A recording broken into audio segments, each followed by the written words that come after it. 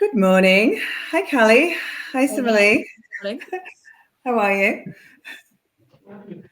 When I try and click on that stream to your audience, by the way, mine won't work. So I don't know whether yours has. Shall we kick off? Let's Are do we it. on 10 o'clock? We are indeed. So welcome to our LinkedIn Live. We are here today as previously known as Class of 68. We are here to talk about our new exciting rebrand called Catalyst. We're going to keep you for about half an hour. We're going to talk a little bit about the problems that the industry is facing and how we think that the solution that we've built is really going to help operators and people teams make steps forward when it comes to leadership skills in their young people.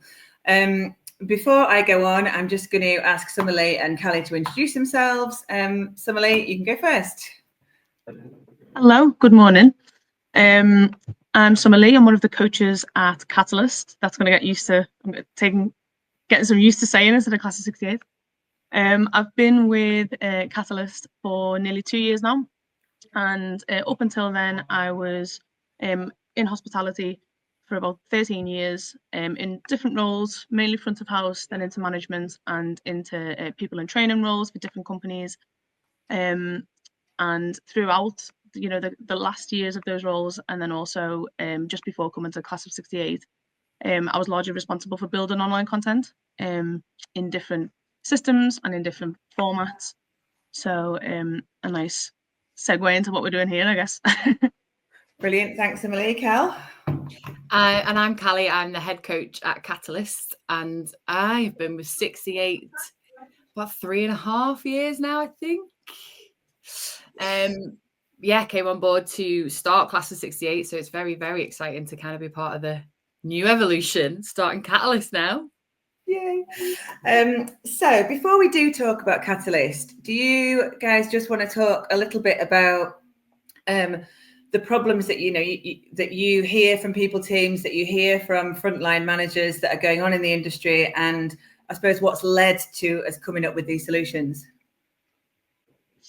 Yeah, absolutely. So I'll start us off. I think in particular when we look at, I guess, the younger side of the management workforce, we're hearing a lot. One of the biggies is confidence, understandably. So there's a lot of younger team members who are moving up and they're incredibly capable, but feel a little bit, I guess, of imposter syndrome. Imposter syndrome is something that actually gets mentioned quite a lot. And especially if you're starting to manage your peers or people who are older.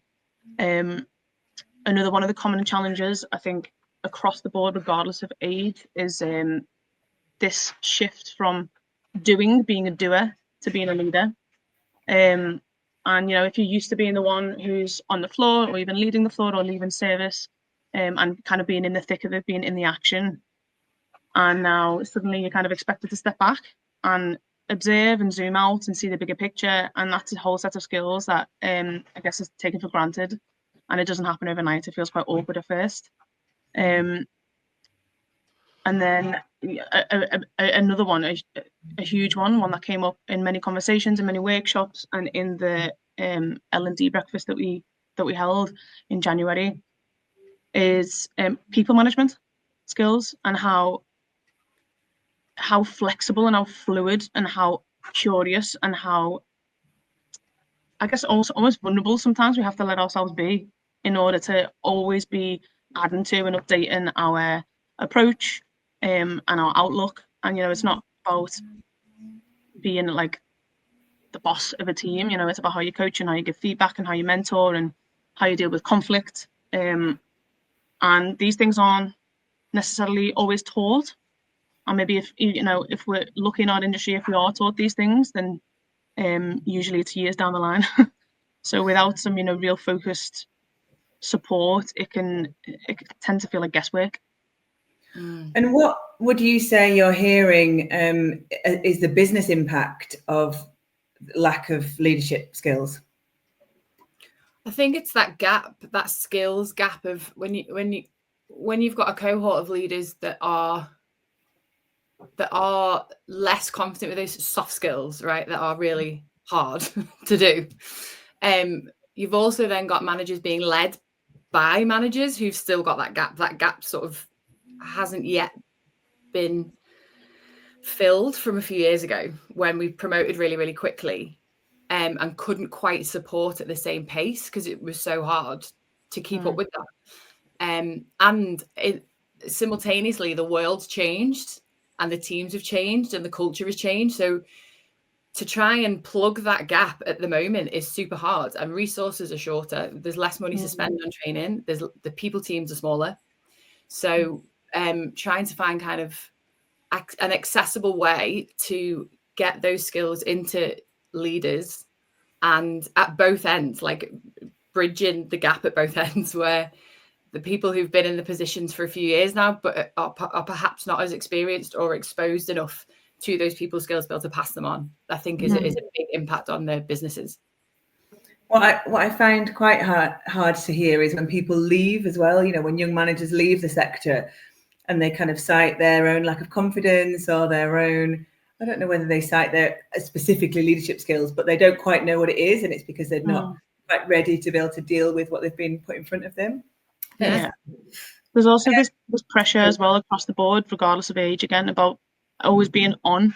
Like when you step into leadership, you have to be the one who knows everything all the time. You have to have all the solutions, and you have to be everywhere. But you know, a part of our job and what we have been doing and what we want to continue to do is just help people realize that it's not, I think the way that Callie said it, it's not a destination. Leadership's a journey, and it's always updating.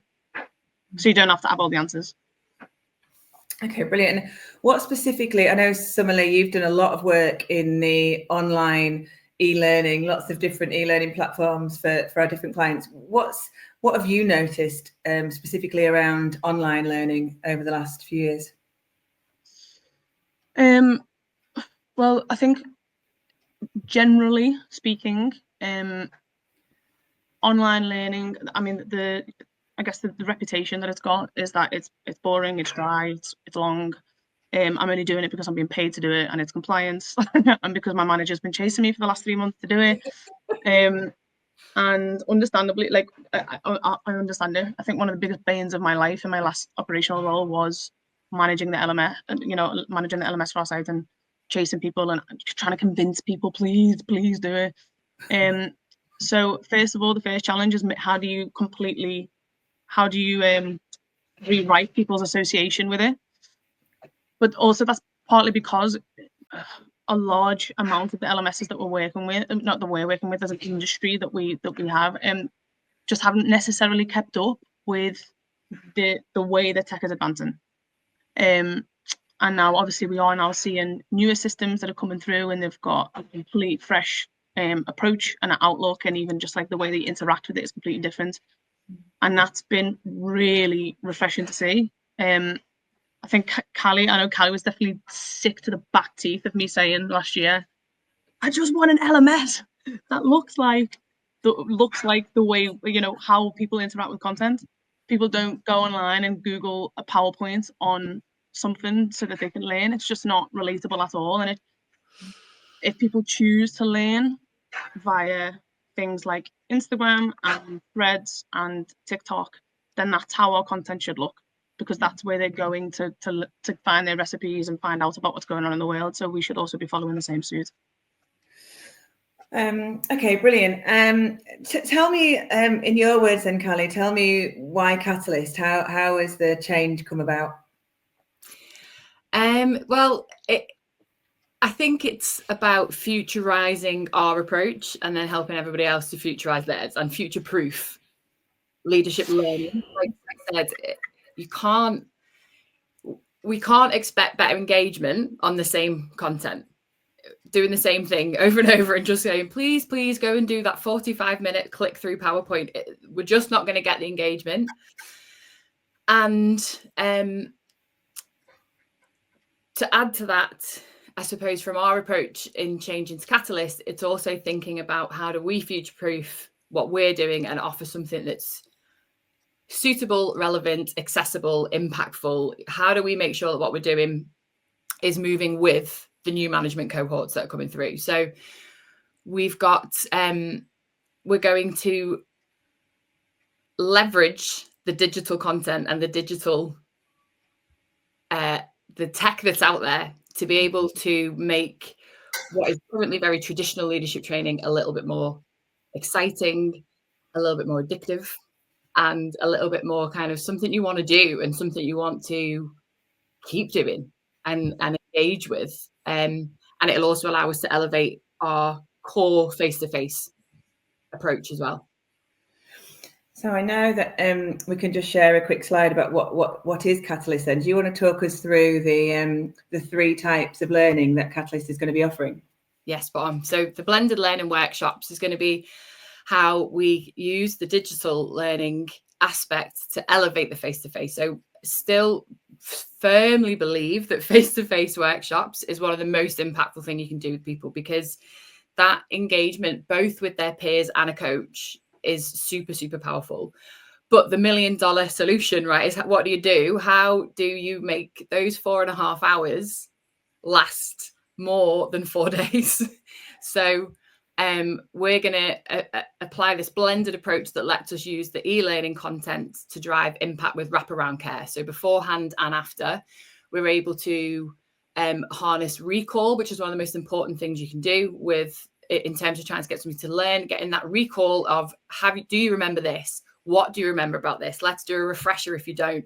Also giving the cohorts access to be able to ask questions to us and to our AI coach, who will have all of our content built in and be able to ask specific questions about content and be able to pull up resources that will help them to actually put that theory into practice when they get back to site. And then we'll have our online digital content. So 5 online courses. They're designed to be done over about 12 weeks with leadership content that is totally bespoke to the hospitality sector. So it's really, really relevant. It's designed to be done in short chunks, like 5-10 minutes at a time. And then we'll offer that as coached or independent. So we're either adding in the peer, like the coach will allow us to add back in that peer-to-peer support that you get from face-to-face by having coached online coaching sessions with one of us to kind of talk about the content already and ask questions and discuss and put it into real life scenarios, or independent learning. So super accessible, completely self-directed and done at the learner's own pace. And I know you guys have scrutinize all the different content that's out there and to put something in that's fit for purpose. Do you want to talk us through the actual content of both the face-to-face workshops and the online workshops? Yeah. So our face-to-face workshops, we'll still remain with our 6 workshops with our insights offering, insights discovery, psychometric testing, along with the team effectiveness session, which can be done sort of 12 weeks, 6 months later to take that theory and put it into real practice with an intact team. And then we'll have our leadership program, which essentially goes through like the life cycle, I suppose, of leading a team member. So starting from recruitment, training, how do we give really great feedback and manage performance? Purposeful hospitality allows us to kind of dive into what are we going to do to make sure that person's experience reflects what we're asking for as a brand. And then high performance mindset allows us to really dig into productivity, making sure that we are not trying to perform trying to avoid burnout, I guess. So performance that is sustainable and a really holistic approach to that, making sure people's personal lives are also, okay, that we're doing really well at work, but we're also enjoying ourselves and we're able to be a full person. And those again, sounding stupid, Cal, what is blended? Yeah. I keep hearing L&D teams talking about blended. What does it mean? So blended is essentially the blend of face-to-face and digital. So using the two of them in tandem to enhance each other. So in our blended workshops, it will be the face-to-face workshops will be as they currently are, a half day or a full day face-to-face workshop with a coach. But we will add digital content before and after. So we call our wraparound care will allow beforehand. What often happens is with all workshop, with all kind of face-to-face learning, you know, you'll get an overview, you get some information sent out, but often that doesn't make everybody feel totally confident about what they're going into or what the content is going to be. They don't know who's going to be there. They might never have met us before. So we can harness this short form video, which is so useful, and one of the best things about Realise, the platform we've chosen, to introduce ourselves and to get them to think about stuff before the workshop. So they kind of come in already engaged before we've even got into the room. We're already broken down a few barriers. And then afterwards, a week or so later, we can push out a refresher. We can do a little knowledge check and also give the cohort access to, again, to questions. So they can ask us or the AI coach questions. It will pull up resources that will help kind of back up what we learn in the face-to-face. So it just allows for a little engagement longer, which hopefully will also then mean that the impact is a little longer lasting as well, and measurable, which is the key thing, right? We can actually measure it. One of the key things as well, the conversations that we've had over the years is, and this is nothing new to anyone, but training is so hard to measure the impact because you know what you've spent on it, but it's such an intangible, well, hopefully effective training actually should, affect behaviors and relationships and leadership, and those aren't things that you can put a pound sign next to. So it's hard as well. It also makes it hard to justify training budgets to to operational teams or central teams. So we wanted to really use like the reporting in terms of on the platform, how we can measure impact, whether that's quantitative or qualitative, from the workshops through the platform, but then also the actual leadership suite that we've put together is being able to help L&D teams identify knowledge and skills gaps within that cohort, because we can see they've asked the AI coach, I'm experiencing this challenge at work, what should I do about it? And we can report on those things and say, okay, 7 people have mentioned something similar to X, Y, and Z. Yeah. Maybe you should think about, I think it just using, I speak for Callie and also Cassie, our colleague who's not on the live.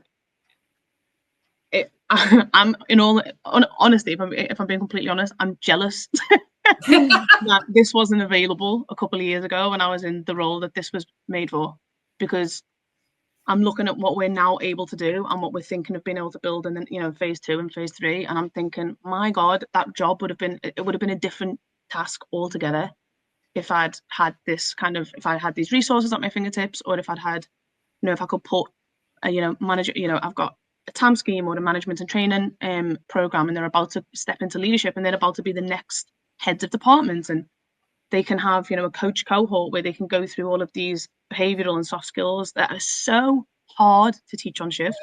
Who's got time to pull a young manager aside and say, I need to talk to you about empathy?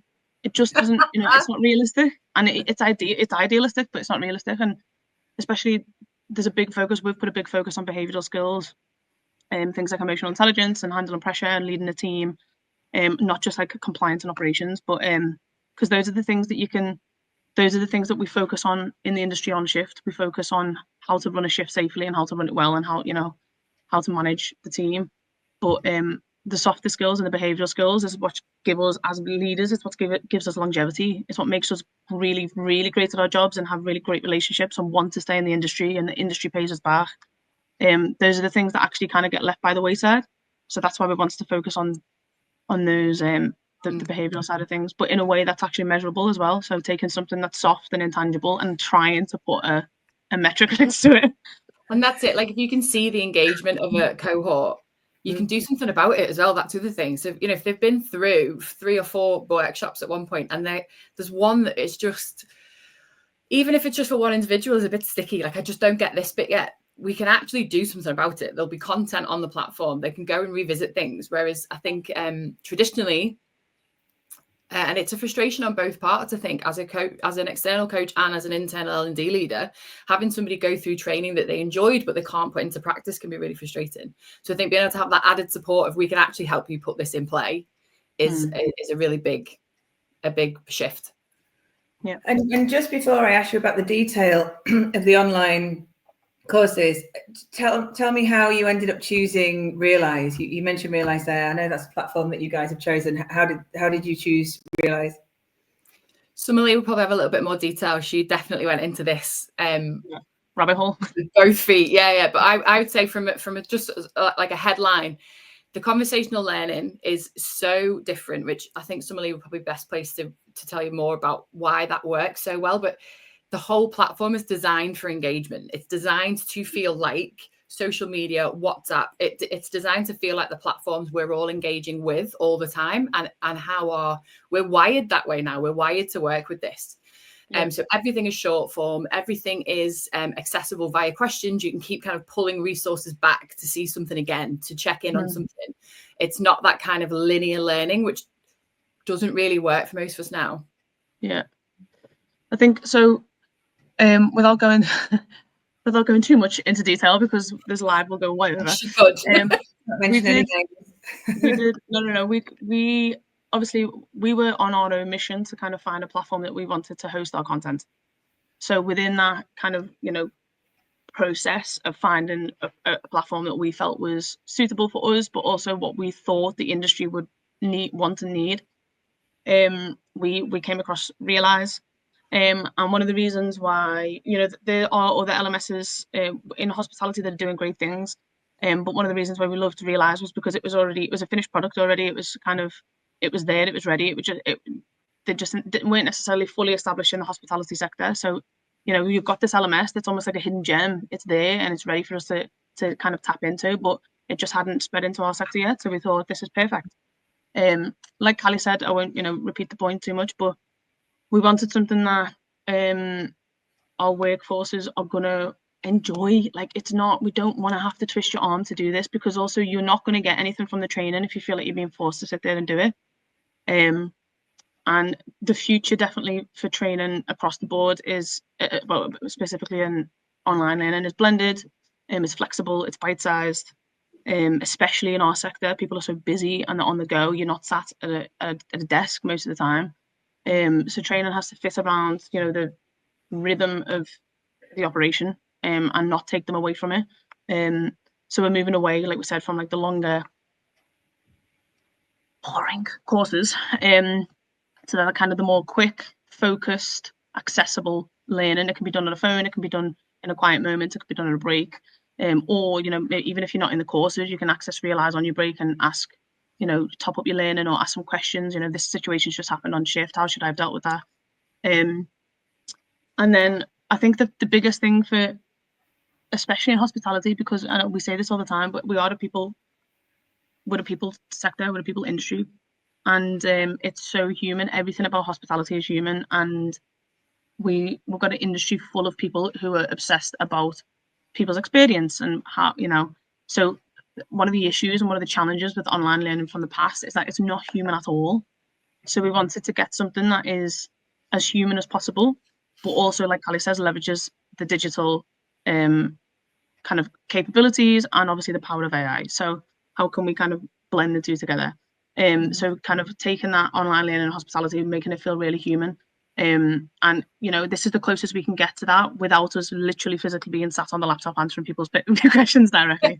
So you've got access to our content, to our experience, to our brains, and to the AI coach that we've trained, and that's as close as you can get really to the human. But just really focusing on like storytelling, videos, reflections, taking more of a coaching and a mentoring approach through the suite, and then things that connect to the reality of team life. And it's not idealistic, and it's like, listen, we know it's hard, and we've been in the trenches, so just something that's relatable and realistic, practical, and engaging is the main thing. We have a look at the content. I don't know if you can just talk through the courses that you have created.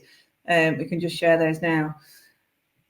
Just back one, sorry. Yeah, perfect. Cal, do you want to talk us through those? Yeah, sure. So we've got so leading with self-awareness. So as anyone who's worked with us before knows, we are obsessed with self-awareness being the beginning of any self-development journey. So this is a module or a course, that is designed to get us to explore why self-awareness matters, and to think about, as a leader, whatever experience level you're at, where are you now? Like be on, so trying to be a bit honest with yourself. What do I find really hard? What do I maybe not land well? What do I need to work on? Because until you know that, self-development's a bit of a stab in the dark. So we start with self-awareness, and like Summerleigh said, all the way through this, there's loads of reflection, and we really kind of encourage that sort of personal approach of think about scenarios you're in right now that you can put this into practice with. So we move into a leadership mindset, which is really trying to move away from, or move forward from individual contributor to being a leader. How do I go from that me to we mindset and think about the responsibility of everybody else's performance and not just my own, and everybody else's well-being and everybody else's experience. The art of listening lets us delve into the power of active listening and how to be really attentive and present for a team when it's needed. And again, I think what I really love about this course is how practical and relevant it is to the scenarios you find yourself in a busy hospitality environment, where actually it's not realistic to ask everybody to actively listen every minute of every day. That isn't going to happen, but being able to identify the moments where that needs to be the case is part of the power of it. And then learning how to harness that, like how do you actually get that presence and show it to the team members so they feel really valued and heard. We've got navigating conflict. So we've been asked a lot for some conflict content that fills the middle ground between service recovery or dealing with complaints and like physically removing people from a venue, which is a lot of conflict management training sort of feels like it's at either ends of the spectrum, and that middle ground where actually you've got a moment here to de-escalate this situation. And if you've been upskilled to use your language, your body language, to use your timing well, to kind of just actually, we can get this from a 10 to a 7 quite quickly, and we could probably deal with this safely. And then finally, the feedback advantage, thinking about that loop of not just being able to give feedback, but actually the importance of being able to take it, especially at the beginning of your leadership journey. You need to be able to hear what somebody is really trying to tell you and not project all sorts of insecurities and taking on everything as a sort of personal attack, and really being able to quite calmly and in a grounded way listen to what somebody is telling you, take the stuff that's really good and do something with it, and then let it go and move on with your day and your week and your life, and continue to be an amazing person, an amazing leader. But being able to hear the important bits of criticism that will really help with your trajectory is so important, and a really under-taught skill, I think, to be able to just take that on board and hear it for what it is, as well as praise. Like, we're rubbish at taking praise. Yeah. We're so rubbish at actually hearing somebody say you're dead good at that. And we're like, no, I'm not. No.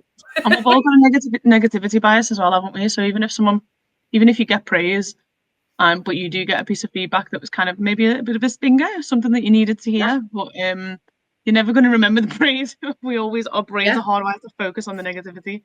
Yeah. So yeah, it's hard not to just get into a loop of not listening, not really hearing the message, and then sort of not doing anything with it, or not taking the action you need to take. So yeah, I think the feedback come in a suite of 5, and so tell me how you've road tested these and what the feedback's been.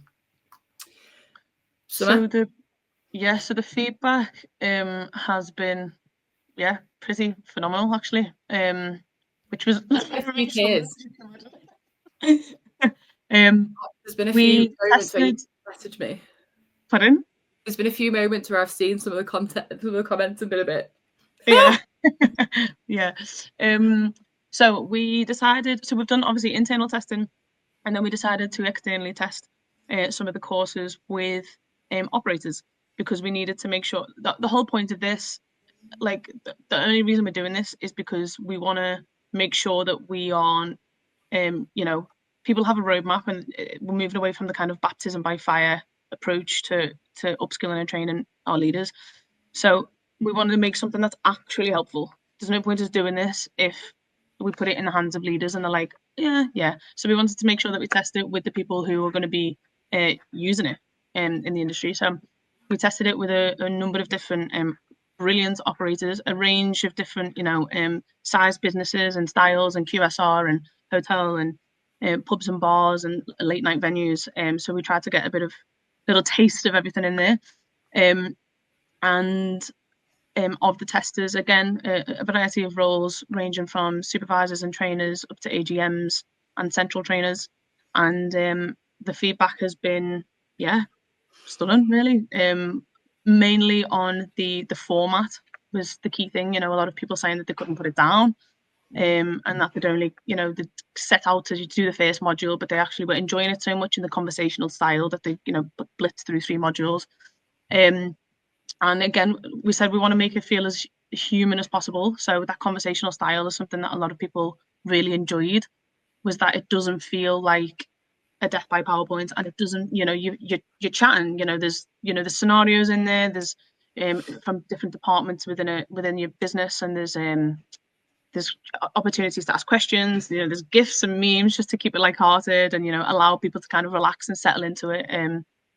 So yeah, the feedback, unless Callie, there's anything you want to build on that, has been really exciting, very, very promising. Good. Well, I'm just conscious of time. Callie, how do people get their hands on this stuff if they would like to know more? Give us a shout. Give us a shout. We'll take you through the content, and we can show you how we can. We can talk you through next steps of how to. When's it all live by? 12th of June. 12th of June. Not long to wait. Okay. Brilliant. Well, thank you to anybody that's joined us. And we're going to message everybody that's shown interest and send them some information. And obviously we can answer any questions at that point as well. Brilliant. Thank you very much. Enjoy the rest of your day. Thank you both. Have a great day, everyone. Bye-bye.